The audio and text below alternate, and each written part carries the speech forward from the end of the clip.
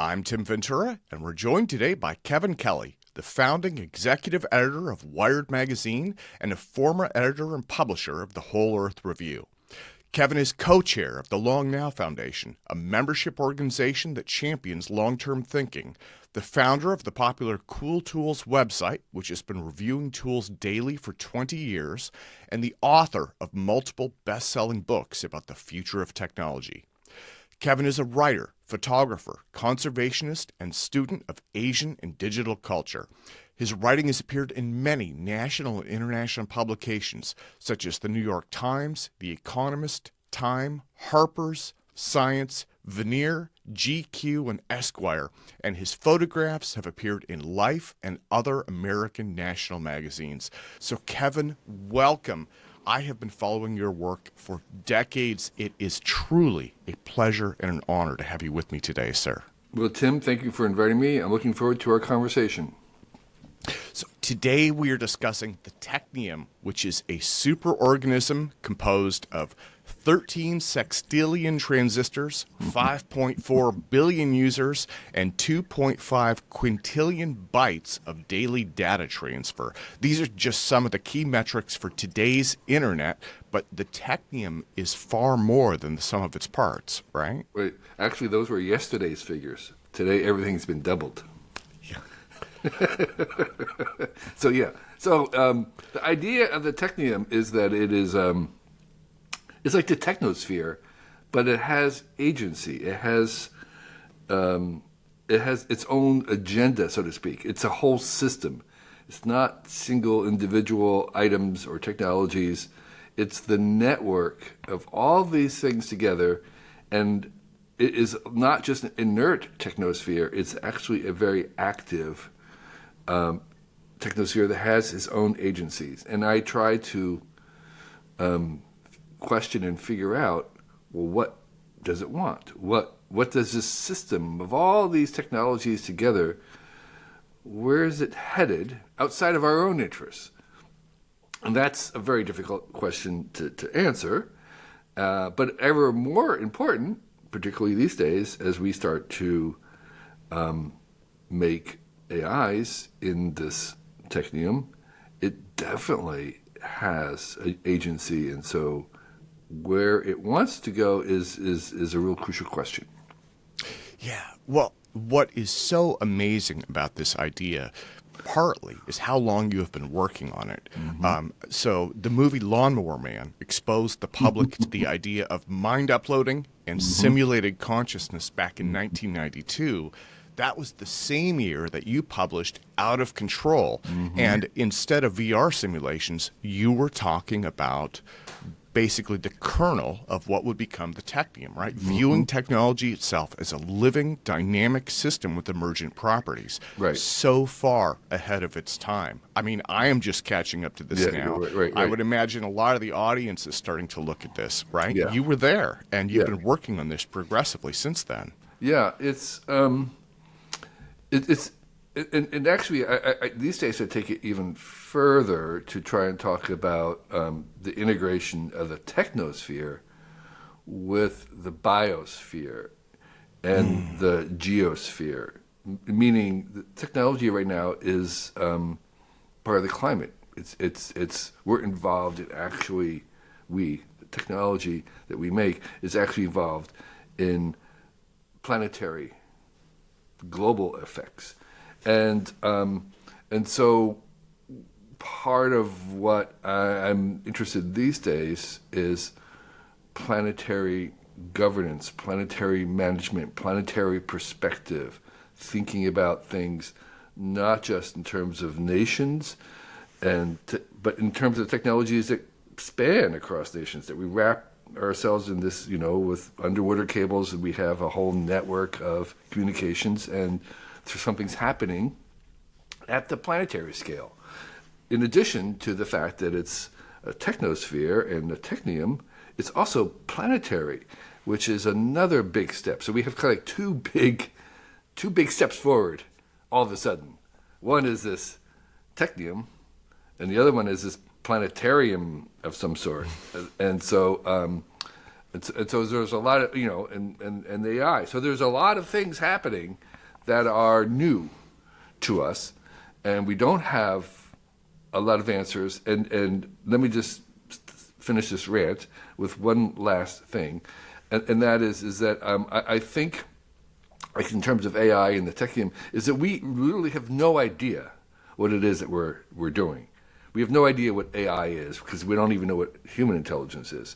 And so I think we're going to be fundamentally wrong about what we think AI is, what we think the Technium is. And I think our ignorance is going to be so vast compared to what we'll know, say, in 100 years or 200 years. And so I think we all have ideas about where we're going and what this is about, which is good. But I think we have to be humble and realize that we're going to be severely wrong. That I'll be totally wrong. You'll be totally wrong. Elon's totally wrong. We don't really know what it is that we're doing, and so we really have to kind of be open to alternative views because we really don't know what's going to happen. Yeah. Well, and on this topic, and I'll get into superorganisms in just a sec, this is something where as I learn, my conceptions and ideas about it change on almost a daily basis. As I mentioned before we started recording, I got exposed to this through Futurist Byron Reese, and he had this concept called Agora, right? And this was a human superorganism, and then the natural extension of that for me was technology, right? And so as it learns and as I learn and progress in my own knowledge of this, those ideas change. Yeah. So let me get into the superorganism part of it. The Technium is a superorganism, which is an organism composed of organisms. And in this case, it is composed of machines. So this is a vast interconnected network of technologies that evolves and adapts like a living organism. Yeah. And you've described this as the seventh kingdom of life. Yeah. So the idea is that when I started to look at technology and the Technium in an abstract way, it was very clear that there are some fundamental paradoxes that are embedded in it that are very similar to the paradoxes about life. And fundamentally what life is this weird system that bootstraps itself up. Yeah. Okay, it's a recursive. It points to itself, but it just doesn't go in circles. It actually goes as this sort of enlarging cascade where it gets more and more. It's building itself up out of nothing, and that's a paradox. It's like, well, what causes it? Where does it begin? And it's like, well, it's self-made, and so that's the paradox. And the paradox is that it's making itself, and so that's life, and technology has some of that as well, and we as humans, we're in the middle of that paradox because we are both the creators of this technology and also sometimes the victim of it, so to speak. We are both the parent of it and the child of it. We are both the master of it and the slave to it. And so at the same time, and that kind of relationship is never going to go away. We can kind of overcome one particular version of it, but there's going to be another one in front of us. And so this self-creating impulse is actually this continuation of the same force running at the beginning of life. And so what I would say, in a broad strokes, is that the origins of technology is at the Big Bang. That the Big Bang started, it unleashed evolution within the universe, a stellar evolutions. I mean, there's a whole thing where stars are being made, the atoms, the elements are being made. All those processes are also exotropic, what I call exotropic, meaning that they are not running down. They're in conjunction with the entropy of things running down. But there's this special thread that runs through the universe that accelerates entropy, and it does this local area of higher increasing order. It's this The rest of the universe is going into entropic heat death, but certain areas are actually accelerating the entropy in order to make something special, and gets more and more complicated and more improbable. And that is what I call exotropic systems. And life is a major exotropic system. And the technium is actually an outgrowth. It exhibits the same exotropic dynamics as life does, meaning that it is, then I go through a number of different systems that have that exotropic characteristic, and one of them is like energy density, where you kind of have incredible energy density, and people don't realize, but your laptop is almost over its lifetime higher density than the sun over its lifetime, in terms of the amount of energy flowing through the amount of matter. It's actually incredibly concentrated, and so that ability to have that kind of order is one of the signals that this system of technology is actually an outgrowth of biological life, a life at the beginning. Yeah. So I call it the seventh kingdom of life, which is actually other people have too, and meaning that it's its own branch, and there are certain things that the Technium does a little differently than biology, like it doesn't really have extinctions at all. Things just keeps adding stuff, and so there are some differences, but it is basically a continuation of the same forces that flow through life and evolution in life. Well, and so technium is it's a new word, it's a new concept for a lot of people, right? But people are probably more familiar with this idea of Gaia. In Greek mythology, Gaia is the personification of life on Earth, right? And that word and that idea is out there and has been out there forever. Futurist Byron Reese, as I mentioned earlier, he proposed a superorganism, Agora, which is basically a conglomeration of people, right? So all of us together as human beings form Agora, and then the technium is humans and technology together.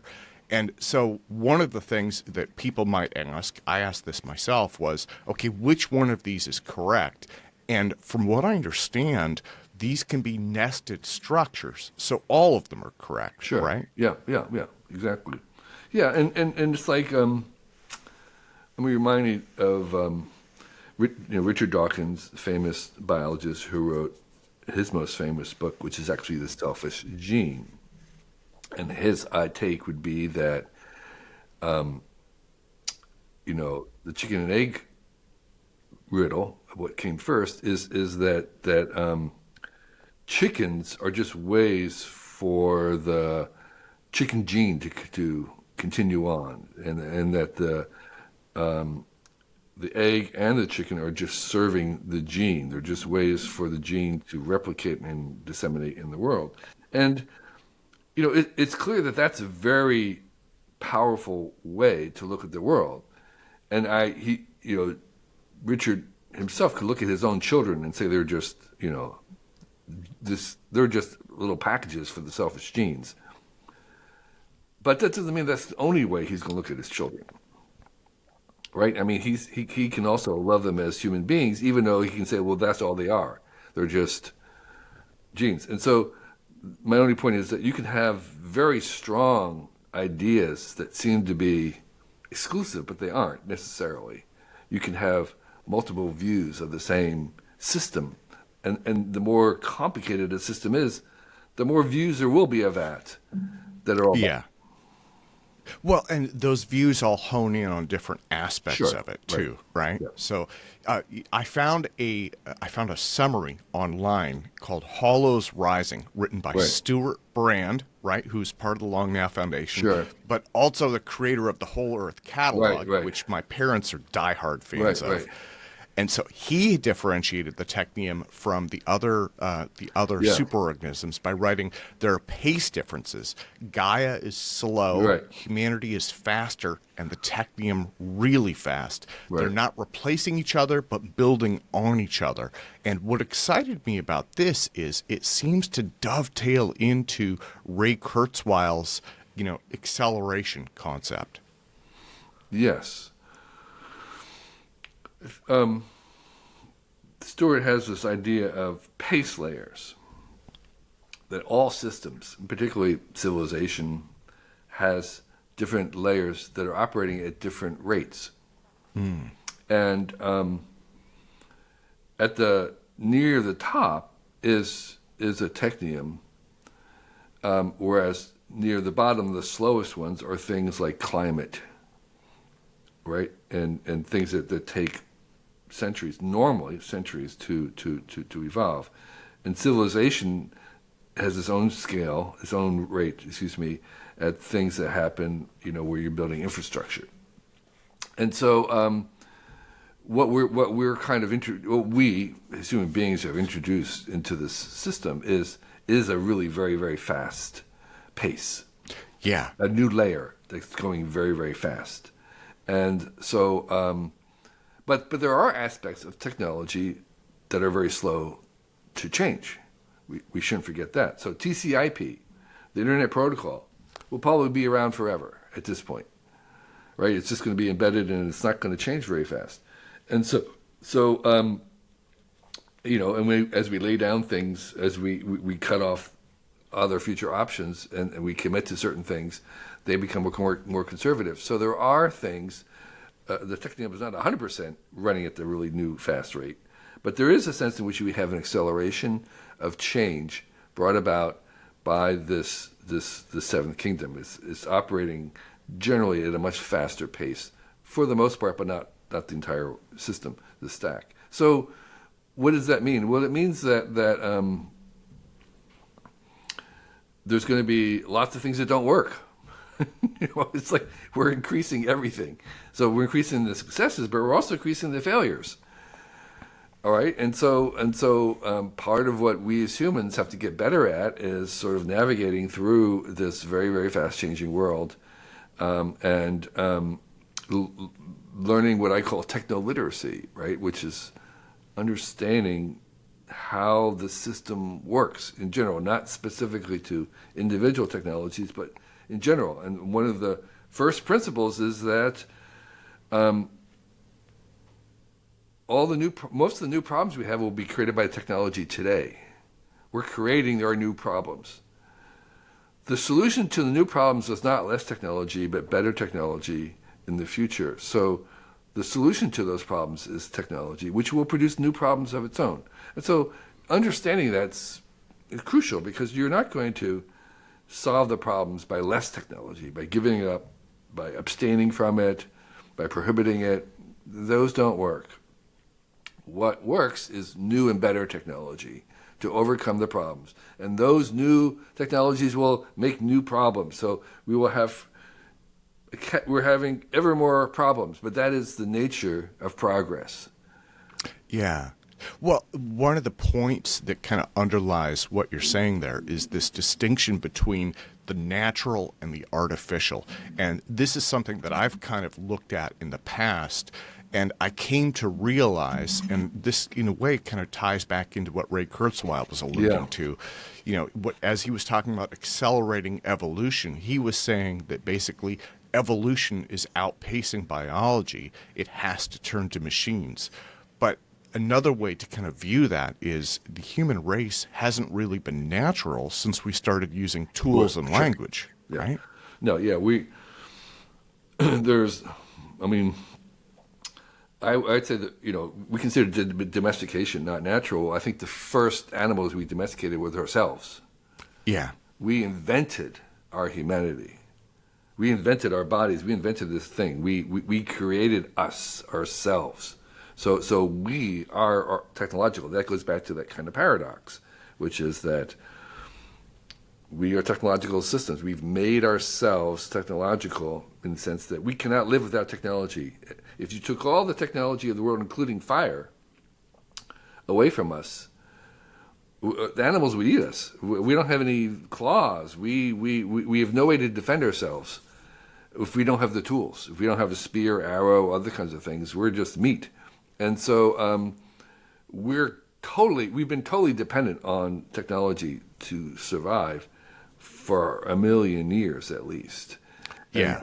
And so we're long past the idea of a moment when we need technology to survive, because we passed that long ago. So we are completely co-evolutionary, symbiotic with the things that we've made, including we've remade ourselves. We've changed our cooking, transformed our entire digestive systems, our jaws, and everything. So we're that additional nutrition that we got from cooking stuff helped our brains get bigger, and so we've changed ourselves. And so that is something that we have to kind of honor and recognize is that the moment where we are dependent on technology is going forward. It's only going to continue.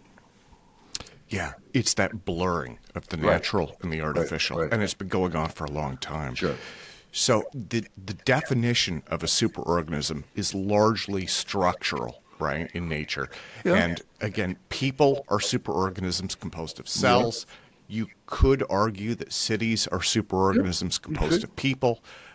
So when I kind of, I guess, pondered this, the most important distinction between people and other superorganisms is intelligence, right? And so in the case of the Technium, I wanted to ask if the internet serves as a nervous system for the superorganism. Yes. And could it be conscious?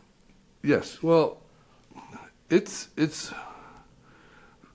very likely, again, conscious intelligence.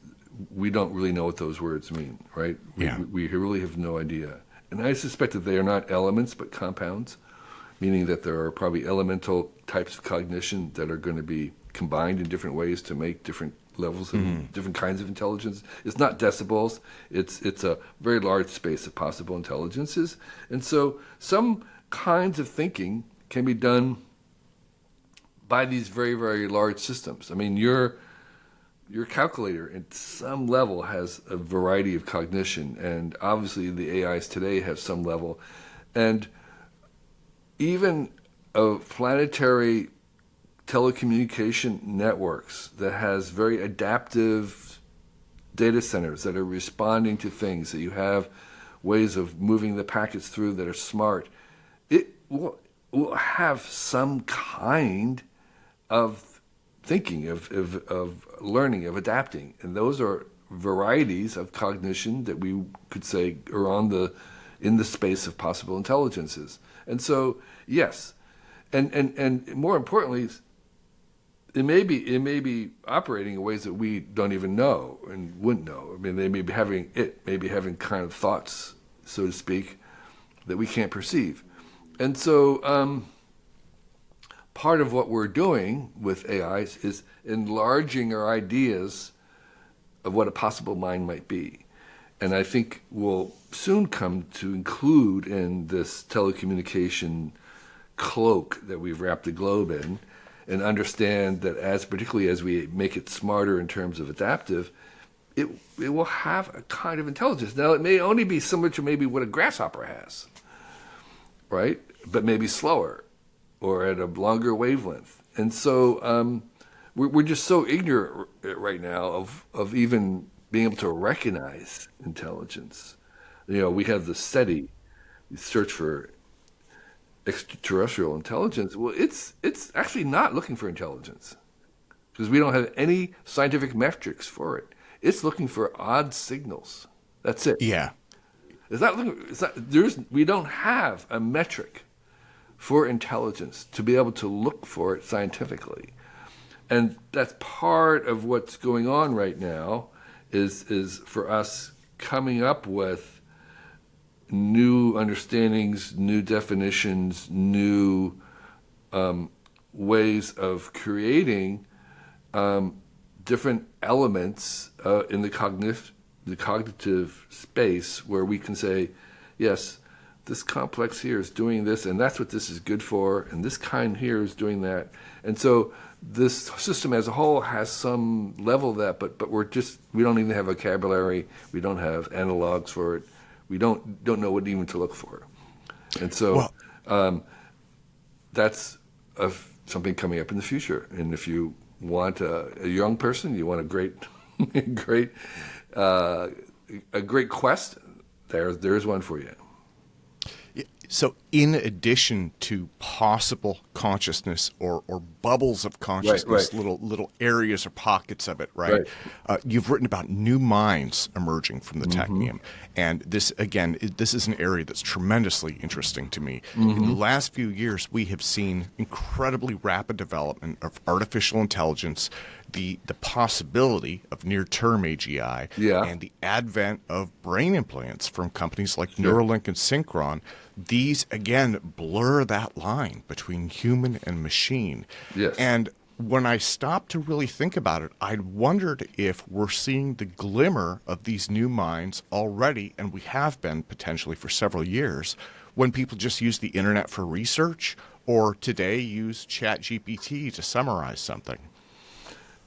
Yes, I think your hunch is right that as we go forward, we'll begin to see minds everywhere,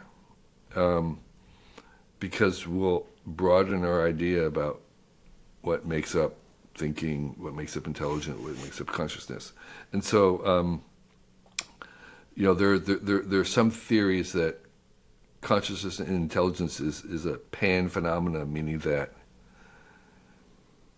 everything has a little bit of consciousness in it. And some things accumulate more of it than others, meaning that, even not just bacteria, but even rocks and what we consider inert actually has some level of quantum consciousness inside of it. So those are some of the kind of ideas that might be true. And so we'll start to see the space of possible consciousness and start to catalog them in a better way and have better vocabulary for understanding them. But the truth is, right now, these are all just speculations and hints of where we're going, because we don't have that experience, we don't have that vocabulary, we don't have that kind of evidence, and we don't even have the model in our mind to look for it. And that was McLuhan's insight was, you're not going to really see it until you kind of believe that it's there. You kind of have to imagine this first to help you to be able to see it. Yeah, I mean, so many big ideas and emerging concepts. Right. And again, you were working on this in the 1990s, so you were so far ahead of the curve. So, Kevin, let me thank you so much for your time today. Again, it has truly been a pleasure and an honor to have you on.